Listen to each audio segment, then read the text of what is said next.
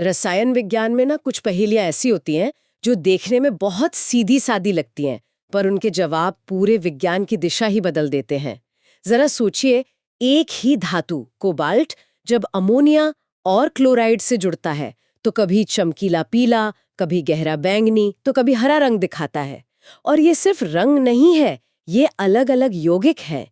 सवाल ये है कि 19वीं सदी के अंत में, जब आज जैसे आधुनिक उपकरण थे नहीं, कोई ये कैसे पता लगा सकता था कि इन रंगों के पीछे अणुओं की त्रिआयामी दुनिया का कौन सा राज छिपा है? ये सवाल उस दौर की केमिस्ट्री की सबसे बड़ी चुनौतियों में से एक था। उस समय केमिस्ट्री पर ऑर्गेनिक केमिस्ट्री का दबदबा था, जहां नियम बहुत साफ थे। कार्बन 4 बॉन्ड बनाता है, हाइड्रोजन 1, वैलेंसी एक फिक्स नंबर थी। लेकिन जब वैज्ञानिकों ने ट्रांजिशन मेटल्स के कंपाउंड्स को देखा तो ये सारे नियम आप कह सकते हैं धरे के धरे रह गए। और इसी उलझन के बीच 1898 में एक स्विस केमिस्ट अल्फ्रेड वर्नर ने एक ऐसी थ्योरी पेश की जो उस समय के लिए किसी धमाके से कम नहीं थी। बिल्कुल। और आज हम वर्नर के उसी शानदार काम की परतों को खोलेंगे। हमारे पास जो स्रोत हैं वे हमें बताते हैं कि कैसे वर्नर ने सिर्फ कुछ टेस्ट ट्यूब्स में होने वाले प्रयोगों और कंडक्टिविटी के मापों से अणुओं की 3D संरचना का नक्शा ही तैयार कर दिया। तो आज हम यही समझने की कोशिश करेंगे कि उनकी थ्योरी क्या थी, और उससे भी ज्यादा जरूरी कि उस नतीजे तक पहुंचने की उनकी जो तर्क प्रणाली थी वो कितनी अद्भुत थी। तो चलिए शुरू करते हैं उस पहेली से जिसका वर्नर सामना कर रहे थे। उनके पास कोबाल्ट 3 और अमोनिया से बने कई यौगिक थे। मोटे तौर पर सबका फॉर्मूला एक जैसा ही लगता था। कोबाल्ट क्लोराइड के साथ अमोनिया के अलग अलग अणु जुड़े हुए थे, पर जैसा आपने कहा उनके रंग और गुण बहुत अलग थे। हाँ, और असली कहानी तो तब शुरू हुई जब वर्नर ने इन सभी रंगीन यौगिकों के घोल में सिल्वर नाइट्रेट मिलाया। अब देखिए, रसायन विज्ञान के किसी भी छात्र को पता है कि सिल्वर नाइट्रेट क्लोराइड आयनों का टेस्ट करने के लिए इस्तेमाल होता है। जहां भी उसे आजाद क्लोराइड आयन मिलता है, वो तुरंत सिल्वर क्लोराइड यानी AgCl का सफेद अवक्षेप बना देता है। और उम्मीद तो यही थी कि COCl3 के हर फॉर्मूले से 3 मोल AgCl मिलना चाहिए, क्योंकि फॉर्मूले में 3 क्लोराइड हैं। पर नतीजे कुछ और ही कहानी कह रहे थे, और डेटा बहुत साफ था, एक पैटर्न में था। पीले यौगिक से जो COCl3.6NH3 था, उससे पूरे 3 मोल AgCl मिला। ओके। बैंगनी वाले से COCl3 5NH3 से सिर्फ 2 मोल। अच्छा। और हरे और एक दूसरे गहरे बैंगनी यौगिक से दोनों का फॉर्मूला COCl3.4NH3 था, उनसे सिर्फ 1-1 मोल AgCl मिला। तो मतलब जैसे जैसे अमोनिया की संख्या कम होती गई, वैसे वैसे निकलने वाले क्लोराइड आयन भी 3 से 2 और फिर 1 पर आ गए। साफ था कि कुछ क्लोराइड आयन बाकियों से अलग थे। वो किसी तरह से छिपे हुए थे और सिल्वर नाइट्रेट से प्रतिक्रिया ही नहीं कर रहे थे। ये अपने आप में एक बहुत बड़ी खोज थी। और वर्नर यही नहीं रुके, उन्होंने एक और तरीके से इसकी पुष्टि की, कंडक्टिविटी मापकर। कंडक्टिविटी हमें बताती है कि घोल में कितने आजाद आयन तैर रहे हैं। जितने ज्यादा आयन उतनी ज्यादा कंडक्टिविटी, और उनके नतीजे AgCl के डेटा से हूबहू मेल खा रहे थे। मतलब जिस पीले यौगिक ने 3 क्लोराइड आयन दिए थे, उसकी कंडक्टिविटी सबसे ज्यादा थी, जो इशारा कर रही थी कि घोल में कुल 4 आयन हैं, एक बड़ा पॉजिटिव कॉम्प्लेक्स और 3 नेगेटिव क्लोराइड आयन। एकदम सही। और जिससे 2 क्लोराइड आयन निकले, उसकी कंडक्टिविटी कुल 3 आयनों के बराबर थी, और जिससे सिर्फ 1 निकला, उसकी कंडक्टिविटी कुल 2 आयनों के बराबर। तो ये 2 अलग अलग प्रयोग एक ही नतीजे पर पहुंच रहे थे। सभी क्लोराइड आयन एक जैसे नहीं हैं, कुछ आजाद हैं और कुछ धातु से इतनी मजबूती से जुड़े हैं कि वो घोल में अलग ही नहीं होते। ये तो अजीब बात है।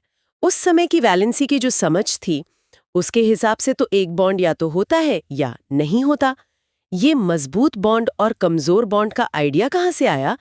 वर्नर ने इस गुत्थी को सुलझाने के लिए क्या सोचा होगा? यहीं पर वर्नर का वो क्रांतिकारी विचार सामने आता है। उन्होंने कहा कि हमें वैलेंसी को देखने का अपना नजरिया ही बदलना होगा। उन्होंने प्रस्ताव दिया कि ट्रांजिशन मेटल्स एक नहीं बल्कि 2 तरह की वैलेंसी दिखाते हैं। उस समय के केमिस्ट्स के लिए यह सोचना ही बहुत मुश्किल था कि एक एटम के 2 अलग-अलग तरह के हाथ हो सकते हैं, कुछ मजबूत जो कभी नहीं छोड़ते और कुछ कमजोर जो आसानी से अलग हो जाते हैं। पारंपरिक वैलेंसी है जिसे हम जानते हैं, या धातु की ऑक्सीकरण अवस्था मतलब ऑक्सीडेशन स्टेट से जुड़ी है, और इसे नेगेटिव आयन संतुष्ट करते हैं। और ये आयन बनाने वाली होती है, यानी आयनाइजेबल। हमारे कोबाल्ट कॉम्प्लेक्स में कोबाल्ट की ऑक्सीकरण अवस्था +3 है, इसलिए उसकी प्राइमरी वैलेंसी 3 है। ठीक है। सिल्वर नाइट्रेट के साथ जो क्लोराइड आयन प्रतिक्रिया कर रहे थे वो इसी वैलेंसी को संतुष्ट कर रहे थे। ठीक है, तो प्राइमरी वैलेंसी धातु के चार्ज को बैलेंस करने जैसी है, एक तरह का फॉर्मल हैंडशेक जो जरूरत पड़ने पर टूट सकता है। तो फिर ये दूसरी ज्यादा मजबूत वैलेंसी क्या थी? वो थी सेकेंडरी वैलेंसी। वर्नर ने कहा कि ये नॉन आयोनाइजेबल होती है। ये वो लिंकेज हैं जो घोल में टूटते नहीं हैं। यह धातु से सीधे और मजबूती से जुड़े हुए समूहों की संख्या है। इसे हम आज कोऑर्डिनेशन नंबर कहते हैं। और ये किसी धातु के लिए एक निश्चित संख्या होती है। अच्छा। कोबाल्ट के इन सभी यौगिकों के लिए ये संख्या 6 थी और इसे न्यूट्रल अणु जैसे अमोनिया या नेगेटिव आयन जैसे क्लोराइड दोनों ही संतुष्ट कर सकते थे। ओह, तो सेकेंडरी वैलेंसी धातु से सीधे जुड़े रहने वाले वफादार साथियों की तरह है जो कभी साथ नहीं छोड़ते। और कोबाल्ट के लिए ये मैजिक नंबर 6 था। तो इसका मतलब ये हुआ कि कोबाल्ट हमेशा अपने चारों ओर 6 समूहों को मजबूती से पकड़कर रखना चाहता है। बिल्कुल, और इसी एक विचार ने सारी पहेली सुलझा दी। वर्नर ने एक नोटेशन का प्रस्ताव दिया जिसे आज हम स्क्वायर ब्रैकेट्स के रूप में इस्तेमाल करते हैं। उन्होंने कहा कि धातु और उससे सेकेंडरी वैलेंसी से जुड़े सारे समूह इस ब्रैकेट के अंदर एक अकेली अविभाज्य इकाई बनाते हैं। इसी को उन्होंने कोऑर्डिनेशन एंटिटी कहा। अरे, तो ये स्क्वायर ब्रैकेट एक तरह की लक्ष्मण रेखा हो गई। जो इसके अंदर है वो एक टीम है और हमेशा साथ रहेगी। सही। और जो बाहर है वो काउंटर आयंस हैं जो आजाद हैं और प्रतिक्रिया कर सकते हैं। मतलब सिर्फ ये पता लगाकर कि कितने आयन घोल में तैर रहे हैं, वर्नर ने एक अणु के अंदर और बाहर की दुनिया को अलग कर दिया। ये तो बिना देखे किसी किले का नक्शा बनाने जैसा है। बेहतरीन एनालॉजी है। अब इस नक्शे का इस्तेमाल करके उन यौगिकों को फिर से देखते हैं। पीला वाला COCl3.6NH3 जिससे 3 मोल AgCl मिला था। यहाँ कोबाल्ट की सेकेंडरी वैलेंसी 6 है जिसे 6 अमोनिया अणु पूरा कर रहे हैं, तो वे सब ब्रैकेट के अंदर जाएंगे। तो फॉर्मूला होगा CONH36 और तीनों क्लोराइड आयन इस लक्ष्मण रेखा के बाहर रहेंगे, यानी CONH36 3+, 3Cl-। इसीलिए तीनों क्लोराइड आजाद थे और अवक्षेपित हो गए और घोल में कुल 4 आयन बने। ये तो पूरी तरह से फिट बैठता है। लेकिन बैंगनी वाले का क्या? COCl3 5NH3? उसके पास तो सिर्फ 5 अमोनिया है। उसे अपनी 6 की सेकेंडरी वैलेंसी पूरी करने के लिए एक और साथी चाहिए। बहुत अच्छे। तो कोबाल्ट क्या करेगा? वो 3 में से एक क्लोराइड आयन को ब्रैकेट के अंदर खींच लेगा। अब फॉर्मूला बन जाता है COCl NH3 5 2+, 2Cl-। अब देखिए, एक क्लोराइड अंदर आ गया है। वो अब काउंटर आयन नहीं रहा, वो कोऑर्डिनेशन एंटिटी का हिस्सा बन गया है। हाँ, इसलिए बाहर सिर्फ 2 क्लोराइड बचे और सिर्फ 2 ही अवक्षेपित हुए। हाँ, तो इसका मतलब ये हुआ कि क्लोराइड यहाँ दोहरा काम कर रहा है। वो कोबाल्ट की प्राइमरी वैलेंसी को भी संतुष्ट करने में मदद कर रहा है और उसकी सेकेंडरी वैलेंसी को भी पूरा कर रहा है। ये तो बहुत ही एलिगेंट, मतलब बहुत ही शानदार समाधान है। यही इस थ्योरी की खूबसूरती है और यही तर्क हरे और गहरे बैंगनी यौगिकों पर भी लागू होता है। दोनों का फॉर्मूला COCl3 4NH3 था। यहाँ कोबाल्ट को 6 का आंकड़ा पूरा करने के लिए 2 साथियों की जरूरत थी, क्योंकि अमोनिया सिर्फ 4 थे। तो उसने 2 क्लोराइड आयनों को ब्रैकेट के अंदर बुला लिया। तो फॉर्मूला बना COCl2 NH3 2+ Cl-। हाँ, और अब बाहर सिर्फ एक क्लोराइड बचा, इसीलिए सिर्फ 1 मोल AgCl मिला और घोल में कुल 2 आयन थे। ये अद्भुत है। एक अकेली सरल थ्योरी ने सारे प्रायोगिक अवलोकनों को एक ही झटके में समझा दिया। लेकिन यहाँ एक और सवाल उठता है। हरे और गहरे बैंगनी दोनों यौगिकों का आयनिक फॉर्मूला COCl2 NH3 + Cl एक ही है। अगर फॉर्मूला एक ही है तो उनके गुण जैसे रंग वो अलग-अलग क्यों हैं? ये वो सवाल है जो वर्नर को एक औसत वैज्ञानिक से एक महान वैज्ञानिक बनाता है। यहाँ तक तो हमने सिर्फ ये तय किया कि कौन और कितने परमाणु जुड़े हैं। अब वर्नर ने पूछा वे जुड़े कैसे हैं। अगर सेकेंडरी वैलेंसी या कोऑर्डिनेशन नंबर 6 है तो क्या ये 6 समूह कोबाल्ट के चारों ओर 3D स्पेस में यूं ही बेतरतीब ढंग से बिखरे हुए हैं या उनकी कोई निश्चित ज्यामितीय व्यवस्था है? ये तो बहुत गहरा सवाल है। हम उन चीजों की आकृति कैसे जान सकते हैं जिन्हें हम अपनी आंखों से देख भी नहीं सकते। वर्नर की थ्योरी का चौथा और सबसे शानदार बिंदु यही था। उन्होंने कहा कि ये समूह बेतरतीब नहीं है, बल्कि एक खास स्थानीय व्यवस्था में होते हैं, जिन्हें आज हम कोऑर्डिनेशन पॉलीहेड्रा कहते हैं। उन्होंने अनुमान लगाया कि कोऑर्डिनेशन नंबर 6 के लिए सबसे आम आकृति ऑक्टाहेड्रल होगी, यानी कोबाल्ट केंद्र में और 6 समूह एक अष्टपलक के 6 कोनों पर। ऑक्टाहेड्रल, जैसे 2 पिरामिड को उनके बेस पे जोड़ दिया गया हो। तो ये सभी कोबाल्ट कॉम्प्लेक्स, चाहे वो CONH363+ हो या COCl2NH34+, उन सभी की मूल ज्यामिति ऑक्टाहेड्रल थी। बिल्कुल, और इसी ज्यामिति ने उस हरे और बैंगनी यौगिक की पहेली को सुलझाया।